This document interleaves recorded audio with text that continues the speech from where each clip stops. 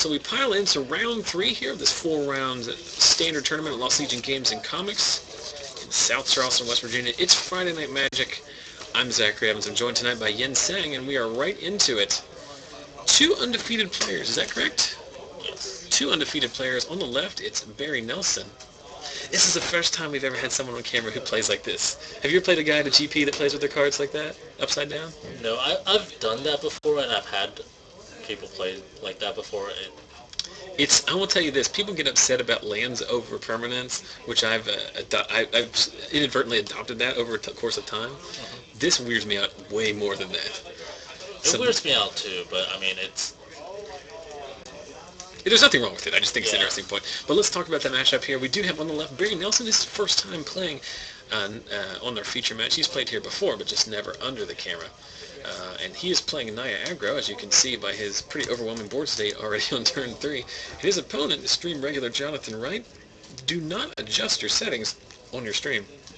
You are reading that correctly. He is not piloting his beloved American Flash. Instead, he is playing an Esper control deck. Which appears to be about to lose. Yes. Lingering Soul's not very good against Rancor. So Barry pounding in with his Strangerroot Geist and his Voice of Resurgence equipped with Rancor. So facing 6 damage here. Jonathan can go to 8. He can trade with the front half of the Strangerroot Geist if he wants to. I think that's what I would do. Are we going to War Clan here? We are. So that's going to take 5 and then 4, so 9 total?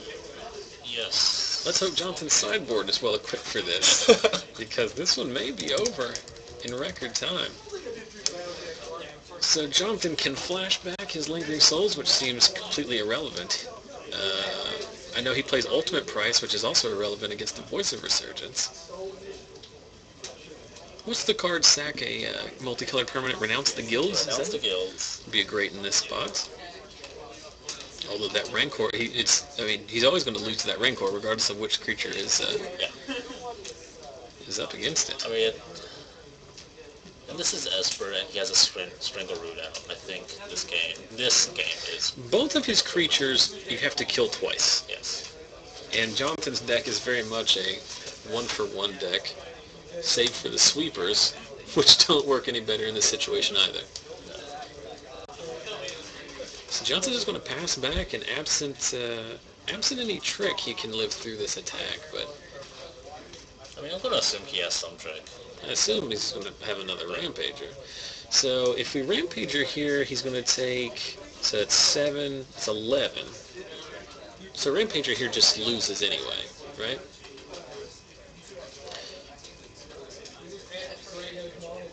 Alright, so he forces through enough damage to take Jonathan down to 3 and then finishes it off with a Searing Spear. And that's all she wrote for game 1. So Barry Nelson, first time. It's like the equivalent of your first at-bat in the major leagues hitting a home run. Is beating your opponent on turn 5 of your very first feature match. Actually, that's not at all the same, but I'm going to go ahead and pretend like it is. Because that's what I do. So these guys go to the sideboard. Let's take a little bit of a reset on the tournament. Somehow I've lost my round 2 pairings. Not that it's important. Let's look at who's doing well tonight. So we have, moving into round 3, we have 3 undefeated pairings.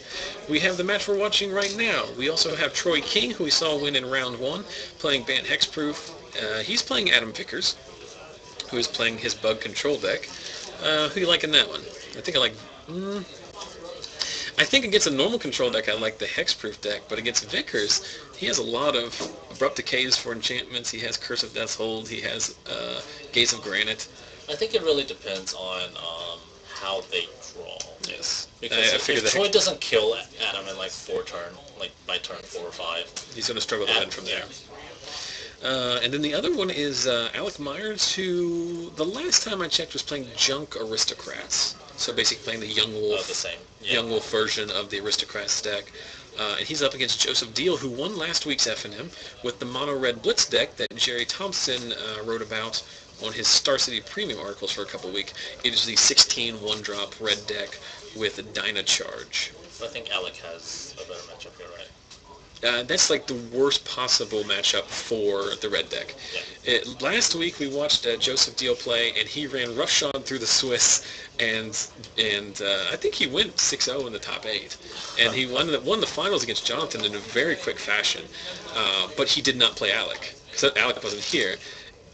The week prior to that, he was here. He did play Alec on camera, and it was the most like debilitating games of Magic I've ever seen, in the sense that you just felt like the viewer felt helpless, because in one game Joseph played a dude and then Alec played a Deathrite Shaman, and then just Joseph had a tough time just attacking into a 1-2, forgetting the shenanigans that Deathrite enables, the life gain, just the 1-2 can block a lot of his dude. Well, I'm sure some viewers probably thought that's what Joseph gets for playing that deck. I don't know. Garrett was very saucy about losing to him in round 2, but aggro decks have always been a part of Magic. You play a high variance deck that has a lot of power and a lot of speed. Sometimes you win games. I'm just glad that there's no infect type of deck right now. Like, all of the aggro decks right now are fast, but they don't have a relatively high percentage of winning on literally turn 3. The Naya Blitz deck can blow you out, but it's all dependent on the emissary draw. It depends on the emissary draw, but it also cannot kill you on turn 3 most of the time. Yeah. So you always have there are no turn 3 decks, really. Right. Yeah, they're all turn 4. You can still turn 1 pillar there, turn 1 draw, and then stabilize regardless of how good they're... And another thing, too, is that the aggro decks are so creature-based at this point. Every red deck I used to play when I played Standard was mostly a burn deck. And there's just not really a burn deck to be had anymore. I'm sure that's not a mistake. I'm sure they've built that out of Magic. But back into the match here, Barry on the draw this time with a turn 1 Experiment 1 off of a Shockland. Interesting note, we did spoil this earlier today on our Facebook page. Experiment 1 will be the September promo card. Yes. For FNM. So Voice of Resurgence evolves the experiments, and Barry is in for 2. And there's Jonathan playing the front half of another Lingering Souls. Now, Lingering Souls in this spot, much better. much better. Yeah, especially if Barry doesn't play a creature here, which seems very unlikely. What are we doing here? Now, are you tempted to try and trade with the...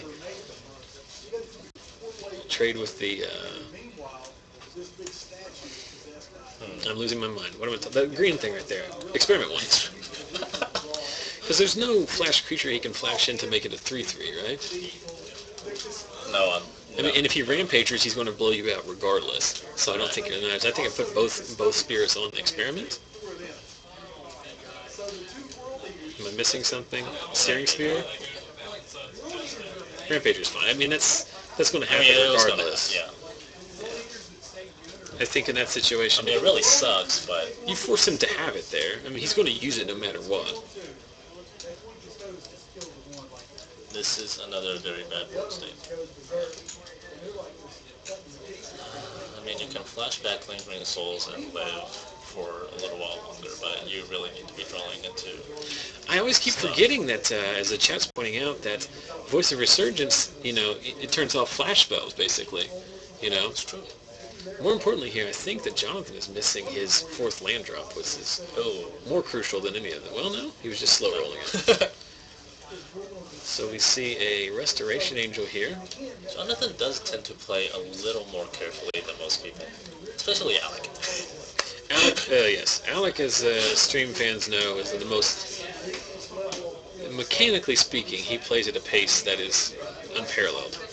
The Wright brothers are both pretty methodical. So Barry piling into the red zone here with his Dried Militant, Voice of Resurgence, and a Experiment 1 with just 1 counter on it. You do the same thing here, I think, right? Or do you take out the voice so that you can flash stuff in? I would probably take out the voice. Well, if you're just always drawing... That just makes me sad now. 2, 4, 6... dropping him down to 6. There's nothing that Jonathan can do differently. No, Not the play that makes me sad. It's the fact that Barry's literally drawing exactly what he needs to. Yeah, double rampager is pretty brutal. You expect him to have one. It is a 4 of in the deck, but having both of them is pretty brutal. And both turns having a 1-drop that you can follow up with just to keep adding pressure to the board. I mean, so Jonathan needs a sweeper here, and the sweeper will. There's Obsidat, and he can't even phase him out, right? So he goes up to 8. He can block, so it's 2, 4, 6, 8. So he can go down to 2. So he loses to a Rancor, he loses to a Rampager. But he wouldn't lose to Rancor because he just blocked whichever was Rancor, right? Oh, you're true. Yeah, I'm sorry. So he's taking Someone 6. says Barry has a spear, which means that Barry would just win. Yes. He does lose to a spear as well. So here I block the voice and then hope that you draw Supreme Verdict and then you can reset the board. And then Searing Spear finishes it off. And there it is. So this one's over pretty quick. So Barry was very reluctant to play on camera. I don't know why, because his deck is quite legit. He's just never played on camera. I'm just giving him a hard time. It is somewhat of a daunting task to have people. It's what I try to explain to the people, to the countless commenters on YouTube every week, which is that I imagine you would play Magic a lot differently if everything you did was scrutinized by thousands of people every week. So you like how I do you like how I said thousands? That's not accurate. Yeah. Maybe 1,000.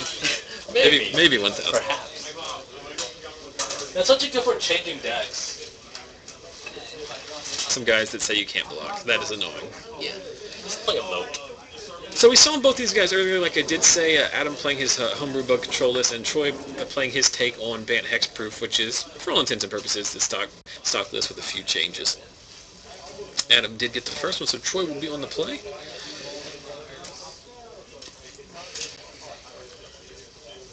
It is very cold in the broom closet. It's very cold everywhere in the shop today. I feel like I should build like a barrel fire next week just to make sure I don't die of hypothermia. So dueling breeding pools for both players. Let's see if Troy can add an invisible stalker or fencing ace to the board. Well, it has to be a stalker here because it doesn't have white mana. Nope, it's just Strangleroot, guys. And this is the way in which his deck differs from the Bant Hexproof decks that, normally see play, is that the normal Bant Hexproof decks don't play Strangleroot, guys. Right, they definitely don't. I know a few had them in the sideboard, but that was it. Yeah, we're just going to fetch out a quick Overgrown Tomb here with turn 2 Farseek off of a tapped Gruul Island. Every week he does. I mean, I know they're in his deck. I've known Vickers for years. I know he has these. Yeah. But it's still, I can never stop talking about them once they make an appearance. So there is... Yeah, the island is signed. There is the reason that this deck got much better in the last set, as Unflinching Courage makes an appearance.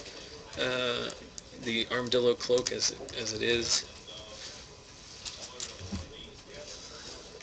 Vickers all the way down to 14 on a basically 2-turn clock. Now, the first Farseek is where you want to be in this control deck. The second Farseek, not so much. Especially since you continue not missing land drops. Mm-hmm.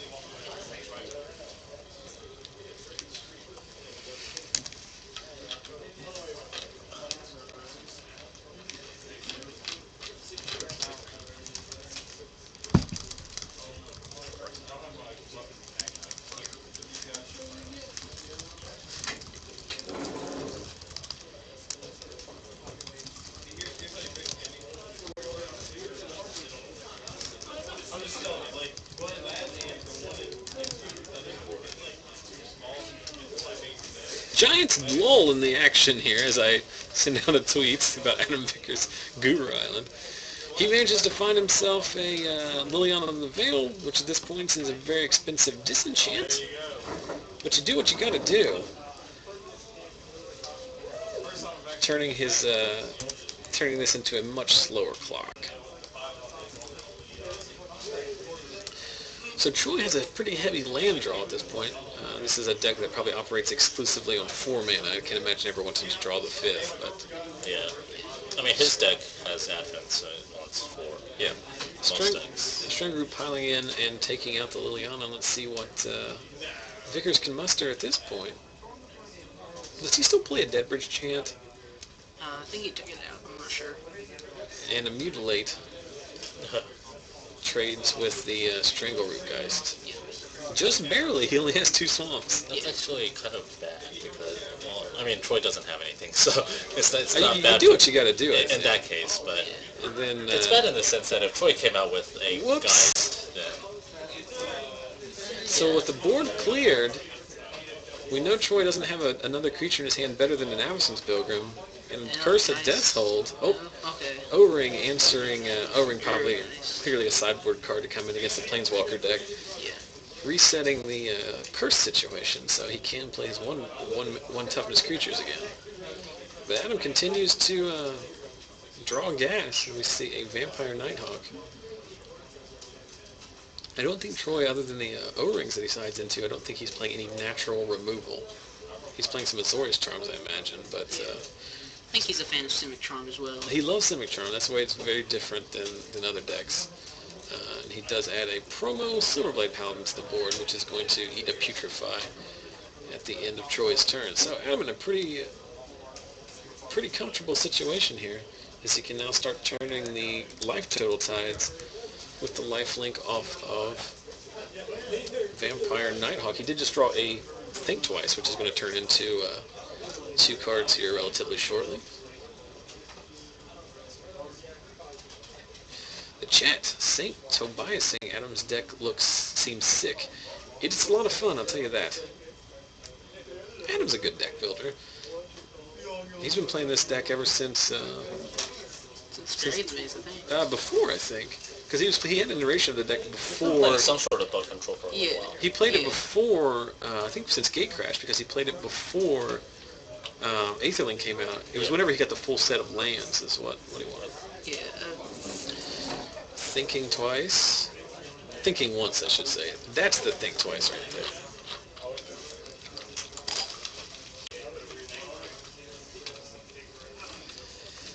So keeps piling in with that Nighthawk, getting himself out of an uncomfortable life total range. Now this deck doesn't, the Bant version of this deck doesn't have as explosive a draw as the American Enchantments deck does with the Madcap skills, but it's still very capable of doing massive piles of damage.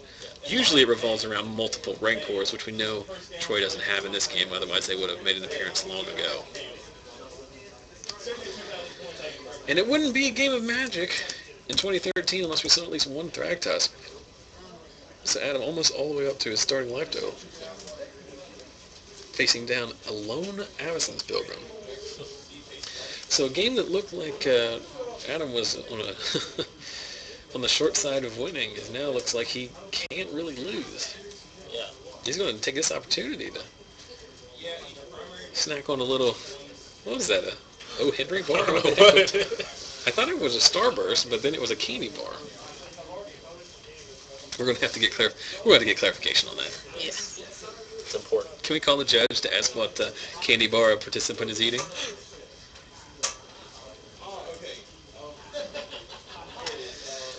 So there's a Silverblade paired with the Avacyn's Pilgrim.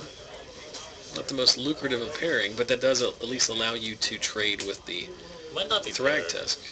Well, I mean, I thought he indicated that it was. I don't know. He just put them way far from each other. Mm-hmm.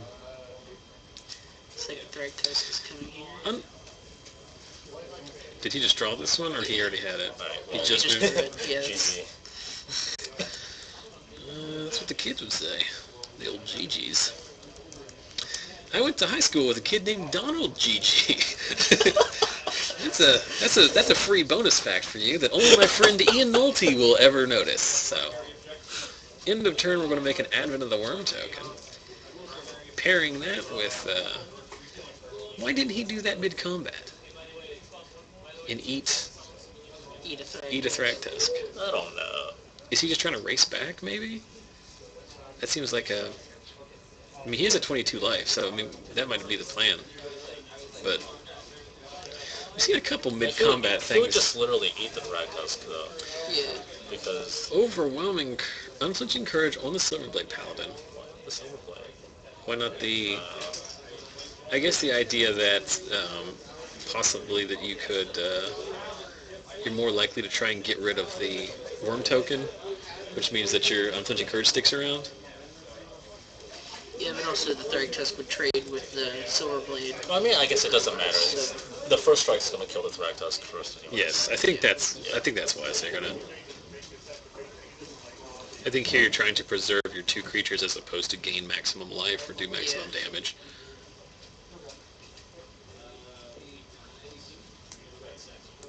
so that's 18.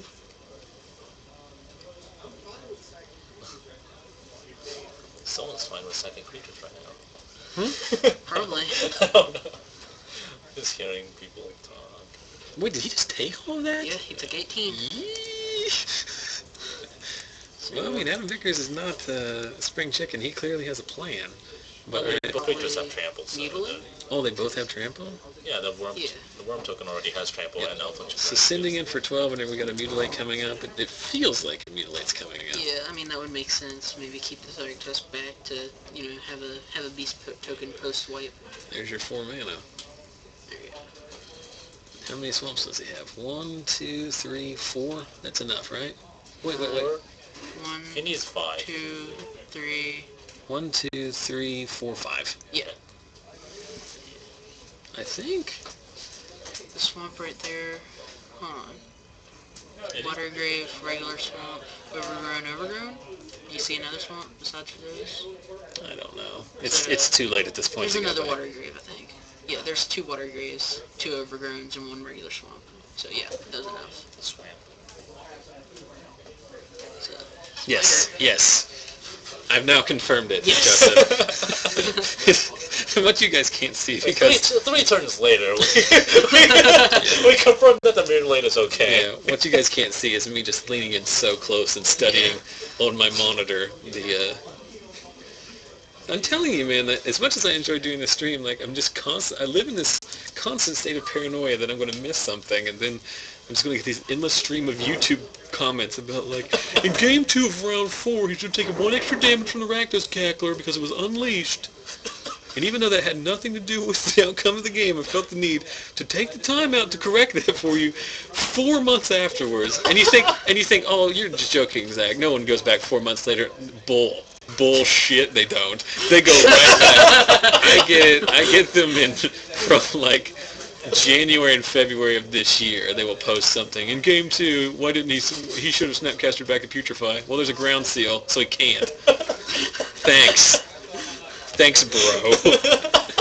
And that ends Grumpy Zach's internet troll rants for the week. And I don't usually swear on camera, but that time I felt like it. Is there any chance that there's another game out there? how much time is left? 20 minutes. 20 minutes? Most likely not. Not like one in the... Why don't you stick your head out and just see if there's any... Yeah, get out. That's not exactly what I meant, but... So while I have an expectation that he's not going to be able to find another game. Yeah. But so let's talk about another big topic that's going on right now. We already talked about Duels of the Planeswalkers, the Magic video game, which the latest iteration of that released this week. But another big thing happening this week is tomorrow Grand Prix Miami, which is being held in Miami. It is a Star City organized event, so the last one was Grand Prix Charlotte, where they had, at the time, the largest Grand Prix. 27 on that Prior to Las Vegas. Prior to Las Vegas, which doesn't count. You can't count Las Vegas. Vegas is a completely different price. So Aaron Taylor and Chad Watson. Oh, you found one. Well, I guess if a game was going to go on long enough, Chad would be Yes. one of the players. Chad is very deliberate. Is he playing junk tokens again? Yes. Yeah, I think it's more mid-range than his previous versions, though, with lots more planeswalkers. Aaron Saw him Taylor? playing earlier. Yeah. Yes. The big... Oh, That doesn't look like Aaron. Oh, that was still Troy sitting down. Yeah. And what is Aaron play? Is he playing Gruul? Yeah. cool. Do you know where they sit in the match? They were, I think, at table 6. They were the only game. No, I mean, are they like 1-1? I don't know. I will ask Yes, them. Oh, they yeah. are Oh, 1-1. yeah, this is game 3. No, I meant... This is game 3, yeah. I Are they only figured it out. Are they also 0-1 or? I don't know.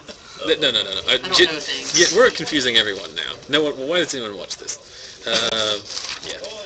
All right. Well, thanks, Joseph. Yeah. That's good to see. Good to get Aaron on because he's been playing here. Did he used to play with the other shop? He used to play a lot at Champions. I think he's been here the last. Yeah, it's like the 2 to last 3 3 weeks I haven't got a Yeah. chance to speak with him simply because like it's if you're in here you don't get a chance to mingle with He people. hadn't even played at Champions for a while. He quit for a little while, and I guess he's playing again, which is good because he's a great guy to play with. Sure. Well, it's good to see him. So we've had the elusive 3 feature match round this time, and we've also got not 1 but 2 stream virgins, so to speak. I can't think of another. I mean that word is appropriate here, but it always has some kind of connotation. But Yeah. So both Aaron and this we saw in the first round or the first game. Barry Nelson had never been on camera before either. So we've got Chad playing junk tokens, more importantly sleeved in Nyan cat sleeves.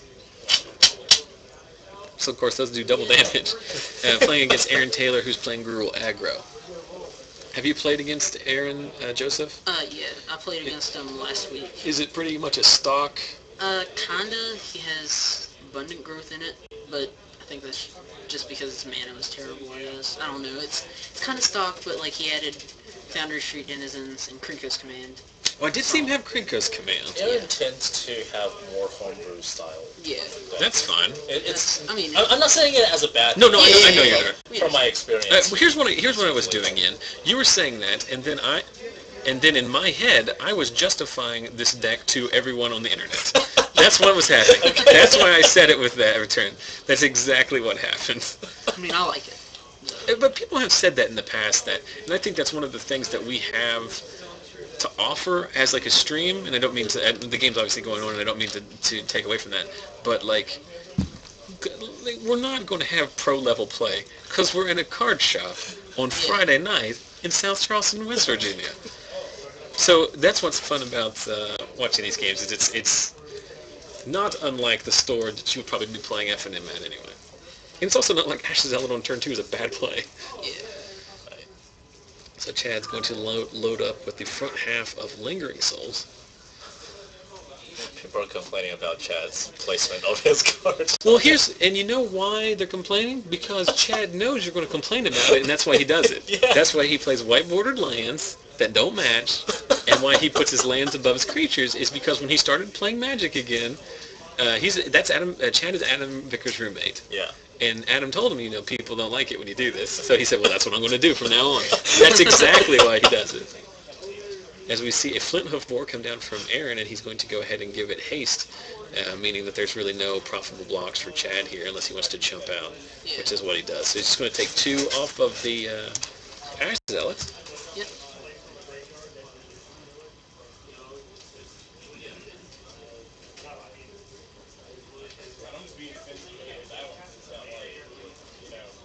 Takes 2 from the Templar. Did he shock himself? Yes. What would you have here? He doesn't have black for Soren or anything, so... Hope it's something good for him to be taking 2 damage against. There's always a chance that he didn't realize that until just now and just shocked himself. We saw in an earlier game Mike Miller shocking himself because he wanted to spear, but then based on what happened, that they decided not to. So.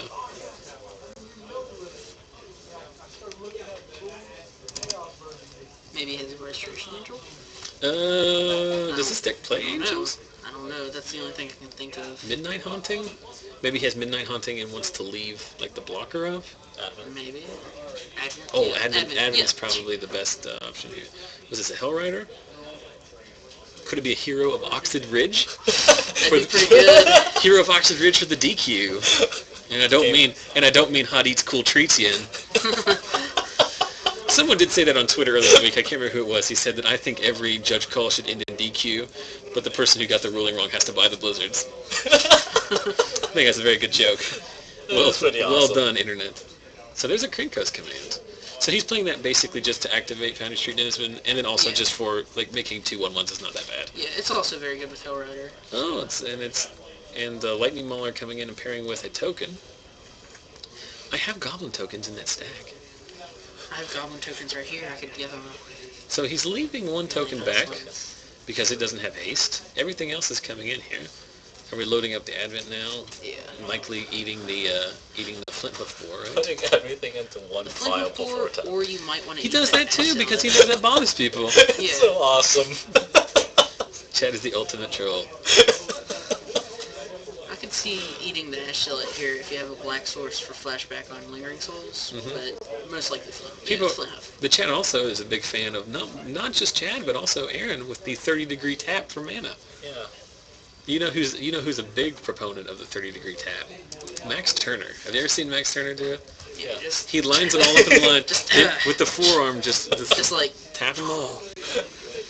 All right, so the Advent comes down and before blocks takes out the Flint Hoof Boar. Chad does drop down to 8 against the red deck, but he does have a little bit more of a board state here, as he does have a Lingering Souls token and Advent.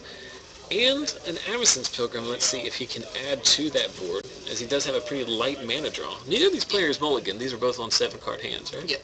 So,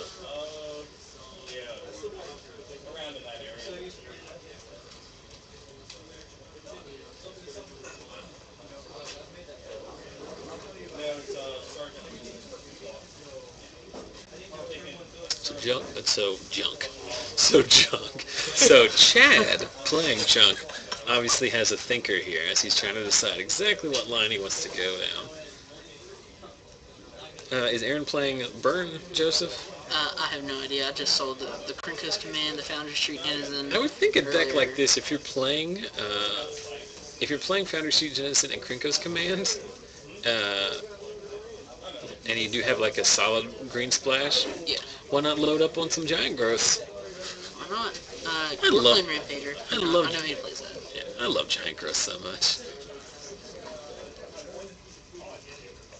Giant Growth is that kind of card that you'd think is just limited trash until like Brad Nelson would play it in an aggro deck, and then all of a sudden it's the greatest thing. Hellrider? Yeah, it's Hellrider. well, I believe... Yep, so that's 5 off triggers. He can block 2. He can block a 2, a 2, and a 1, then take 2 and go down to exactly 1. Yep. So he can survive this attack. He's going to. He can trade with the. He's going to Advent token on. Oh wait. He has to Reborn Defenses, get a Worm, Mm-hmm. block Hellrider, Ash And everything Shillet. is indestructible, Yeah, right? so he blocks, So this is actually a really good spot for Chaddy, and so we're going to put despite being a 3. one token on the Hellrider, one token on the Ash Zealot, and one token on the token and the Pilgrim on the Lightning Mauler. So he's only going to take 1 damage, and Aaron's board state is pretty much decimated at this point. Why did Aaron just Aaron. kill his token? Aaron, your Goblin live, one of them. And his creatures are indestructible. To remind you. Your creatures are indestructible. Little happy dance from Chad. So no wait, all of this is wrong. Wait, did he chump out the Zealot, or what happened here? The Zealot, the Lightning Mauler dies, right? Jesus, the Lightning Mauler and that Zealot should both die. Yeah. Yeah, you just go out there and tell them. Don't shout it. So we're sorting. The Worm blocked the Zealot, and the Pilgrim blocked the Mauler.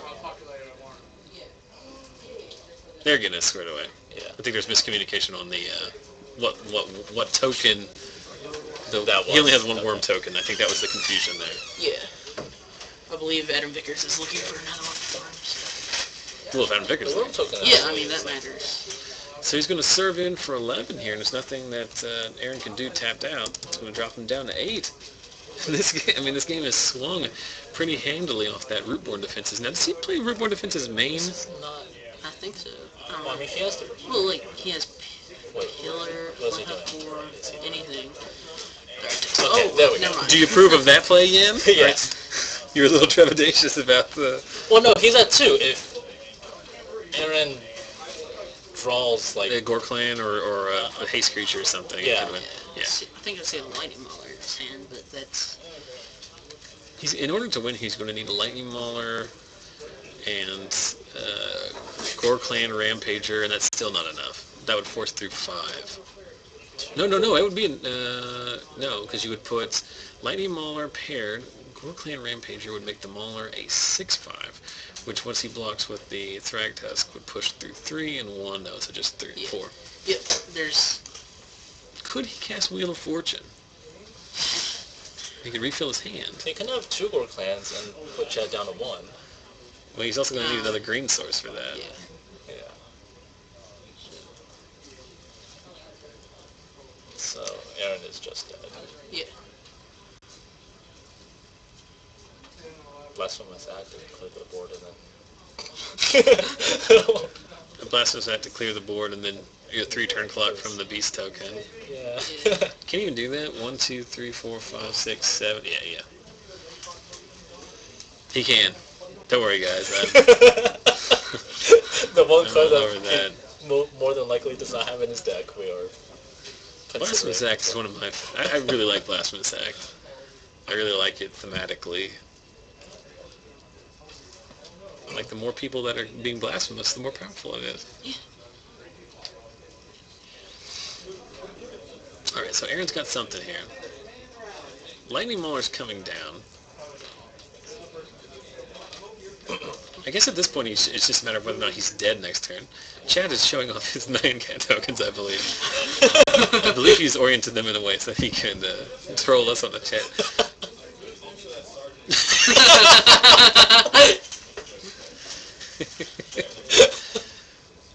Oh man, I'm sure if I told Chad what was happening in terms of people being upset with all of his plays, not plays, but mechanics, like logistically the way he plays the game, I think it would be the greatest day of his life. He just needs to watch this one game.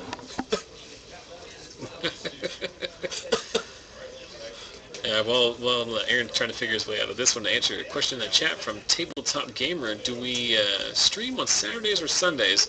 The only Saturdays or Sundays we stream is when we have some kind of extraneous event like a SCG IQ or a pre-release tournament or something like that. So the answer is generally no. Usually the only stream you get from us is Friday night, but it's each and every Friday night. This is the 44th week we've done this, and I've missed 4 weeks. 2 funerals, 1 Grand Prix, 1 trip to the hospital. So I feel like I have justifiable reasons for everything. Is that good enough? No. No. And that's why he's realizing... It would have been good without the Thragtusk. Yeah. It would have killed him. But Yes. at this point, I think He anything can't, would have killed him. he can't attack at all. Oh, and he's just going to scoop it up there. I mean, at that point, I would... There's nothing wrong with taking a couple minutes to look to see if you have any hands whatsoever. Mm-hmm. Tusk, I believe- crushing dreams since And summer it- 2012. And we don't have a sideline reporter, but I did hear Chad give this post-game commentary. Well, I pulled that one out of my ass. So, and I think we would all agree with him in that regard. Yeah. So congratulations to Chad Watson. He moves to, let's see, Chad moves to 2-1 on the night. He does have 1 loss, still drawing live to the top 8. Earlier we saw Adam Vickers win. He moves to 3-0 and undefeated, and he'll be drawing into the top 8 with Joseph Deal, who's joining us now, who also won, and those are your 3 undefeated, those are undefeated players. Well, no, one of you is going to get paired down, but you can just scoop the guy in if you want to. 3 undefeated players. Figure out who it is to see if you want to scoop the guy. Oh. See if I have a... Saucy one. Someone's banging down the door. Alright. So we've got just under 3 minutes left in the round, so we're going to obviously not have another game. But I did want to talk about, like we were mentioning earlier, to be quite honest, let's talk about this. We're speaking about big events that are sponsored by Star City. Get used to this, folks, because we're going to be jamming it down your throats for the next 6 weeks. We had a Star City Game Invitational Qualifier back in, I believe, the end of March. It was the first weekend of May, I believe. And it was a big success. We had over 50 players here and a great turnout, and everyone enjoyed it. This tournament went very smoothly. Unfortunately, I wasn't able to attend myself, but I did hear feedback-wise that everyone was really thrilled with how the event went. So that was great. So we're going to do it all again on Saturday, August 17th here at the store in South Charleston, Virginia. Event starts at 12. It's a $25 entry fee in a standard format tournament, with the winner getting $250 in travel award and an invitation to the Star City Games Invitational of their choice throughout the rest of the year. You can go to Star City's website to see where those invitationals are going to be held. And then additional prizes for the top 8. Play mats, top 8 pins. You get points for the Open Series in case you want to qualify for the Invitational the hard way. And then based on attendance, we're going to try and get the prize pool up so that if we get over X number of people, we're going to try to make sure that we toss some more boxes into it. For more information, you can go over to our Facebook page at facebook.com/ZachSellsMagic and look for the events notice, or you can go to LostLegionGames.com, or you can just contact me directly through any of our forms of social media. And as always, we'll be streaming it live for you guys to watch, twitch.tv/ZachSellsMagic. This will be an excellent time to click the follow button on your screen if you haven't done that already, so that you can receive an email notification anytime our stream goes live. So we look forward to seeing a lot of you here. We had a great turnout for that event the last time we had it. People from southern part of West Virginia, which is a little bit, people from parts of West Virginia that wouldn't normally make it to a FNM. It's a pretty significant distance away. We had guys from Kentucky. We had multiple people from various parts of Ohio. I think we have one guy from Virginia. So it's a fun way. And if you've been watching the stream for a long time and you've always wanted to come out and play here, but you just can't logistically do it for an FNM because it's after the work day or whatever. This is a perfect example. Event starts at 12. You can leave the house at 8 or 9. Still get here in a couple hours. No rush, whatnot. So if you can come out for that, we'd love to see you here. Who knows, I might have goodies to give away. You can get on a feature match. It's great. You can see Joseph Deal. He'll be gingering it up. Ian might be in the Matrix. We never know. So let's talk a little bit, before we get into discussion of Grand Prix Miami, let's talk a little bit about in the chat. We got Jordan, who's at home watching it, and we talked about the new slivers. We've talked about the new slivers at length in past broadcasts. Mostly me ranting about how I hate them. I just hate them logistically. How they've developed a new creature type for seemingly no reason. There was a question about what color is Chad's deck. It is a junk deck, despite the fact that there was only green and white cards in it last time. There is black cards in it at some point. Yeah, Sorin, Leering Souls, a few things. Someone said that he played the Thragtusk on 4 mana. I'm pretty sure they're doing that just to see at what point I'll stick my head out the door to ask them to stop. I mean, Chad was on 4 mana for a while, but I don't know if he actually played Thragtusk on 4 mana when he dropped the land, because I wasn't really watching that. Well, that's entirely possible, but I can't. All right, I'll give them their satisfaction. Well, it's too late now to really. No. Jesus Christ. Are you doing it just so I would come out? Are you doing it just because you knew it was going to brief me, or? Because I figured that's what it was. I sat in there for a long time.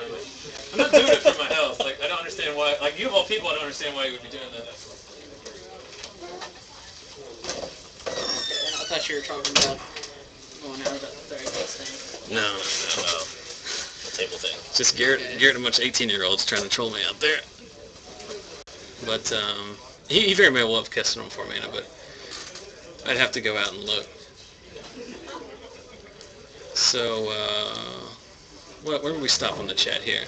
Somebody's in Kentucky. Raid fanboy's in Kentucky. So there's no reason why he shouldn't come to our tournament. Charleston is 2.5 hours from Lexington, and I think 4 hours from Louisville. Louisville might be a little bit too far for a day trip, but For that $250 SCG tournament. If you win it, it's still lucrative. But It's almost not lucrative. Manjiru808 is watching from Hawaii. Says that if we swing by and pick him up, he'll come, which I think is perfectly good. We got someone from Oregon, but by that point they'll be in college in Connecticut. Either way, or way too far away.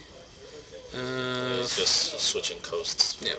But anyway, so people just now now's the portion of the broadcast where everybody just talks about where they're from in the geography of the states. So, but I did want to talk about, so there's so Grand Prix Miami starts tomorrow. Well, it starts tonight, I guess. They had a bunch of events planned for tonight, but Pretty bunch of stuff planned for Fridays. yeah. But the Star City, they had some autograph sessions that they had set up with the artists and with the people, their pro players that sign their collector tokens as well. But it'd be very interesting. It's a standard tournament, isn't it? Probably. I didn't really. But it should be very interesting to see exactly what comes out of that, because it's one of the like I said, the last time that Star City had a Grand Prix, it was you were there. You topped 128 of that tournament or whatever. Yeah. I mean, you did well enough that you would have come close to top 64ing a normal tournament, but at that point with nearly 3,000 players at Grand Prix Charlotte. I was just happy I got to the drafts. So pretty interesting to see what will come out of that, because I mean we had what's unfortunate is about the Grand Prix Las Vegas is that you have 4,500 people for an event, and now when you have they could have 2,500 people for this tournament tomorrow, and it'll be like, oh, it's a letdown because you only had 2,500 people for a legacy, or not for a legacy, but for a Grand Prix. But random fact, I think the guy that won the GP Vegas had an MOTL T-shirt. Oh, did he? Yeah, I think so. Neil, what was his name? Oliver Neal or something like that? It's Neil something. The problem is those giant tournaments, there was not a single person in the top 8 other than Dusty Ochoa that anyone had any idea about, because just mathematically speaking, it's going to be so difficult for a name it to be populated with named pros. There's just too much variance. Especially sealed. Yeah. So someone's from Pittsburgh. That's definitely doable. Charleston is 3.5 to Pittsburgh. 4, I think.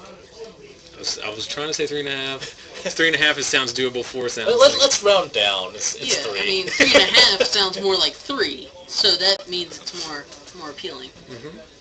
So come on, Ian. All right, so it should be pretty interesting. Someone's from Mineral County. It'd be interesting to see who that is.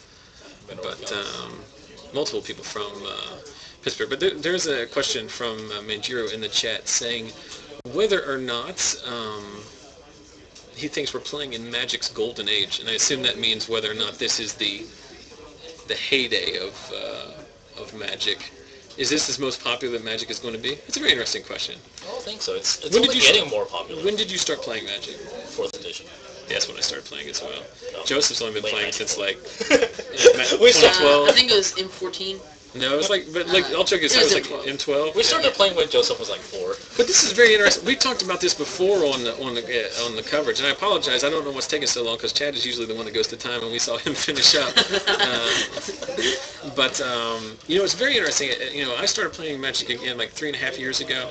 2010, Magic 2011 was about to come out. I started playing with my buddy Ian Nolte, who sat in on commentary at least once with us before. And, Ian put it very succinctly one time and said, it's not a mistake that we started playing again. We started playing when we were 14-year-old kids, 4th edition or whatever came out. And then we're now playing again as late 20s adults. And it's not a mistake by any means. Magic has just become so popular that it started to reach aspects of demographics that it hadn't hit before. It's gotten mainstream to the point where your average person, not an average person on the street, it's not like the NFL or McDonald's or something like that, but your average person who's anywhere close to 20-something teenage culture, nerd culture at all, is going to be aware of Magic. I think there's a limit. At some point there's going to be a hard limit on how big the game can get, simply because it's not something. There's been a big discussion on Star City this week. There's been this series of 4 articles about improving coverage. Have you seen these? They're so long and tedious, and I don't understand. But it's caused this discussion about how can we improve coverage and whatnot, or do we need to, or is there things we can do? But the thing is Magic is a card game that you can only enjoy if you know what the cards do. You're never going to have casual people watching on ESPN. There's got to be a limitation to how high you can get at some point. Yeah, unfortunately, that is the case.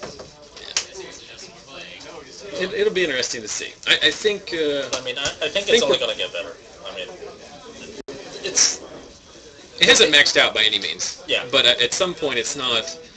There's. There's definitely going to be a cap on coverage and everything, but the number of people that show up to events, I think the amount of prizes, prize pool that goes into events, I think those will get higher and higher. I think a prime example, looking at it, is I think a prime example is you look at poker tournaments. Yeah. Poker tournaments, after Moneymaker and stuff, there was a couple summers where everything was poker, celebrity poker on TV, everything, this, that, and the other. But then at some point, it's saturated and it falls down. So we're a long way from that. All right, let's go find a win and end game, and then we likely have for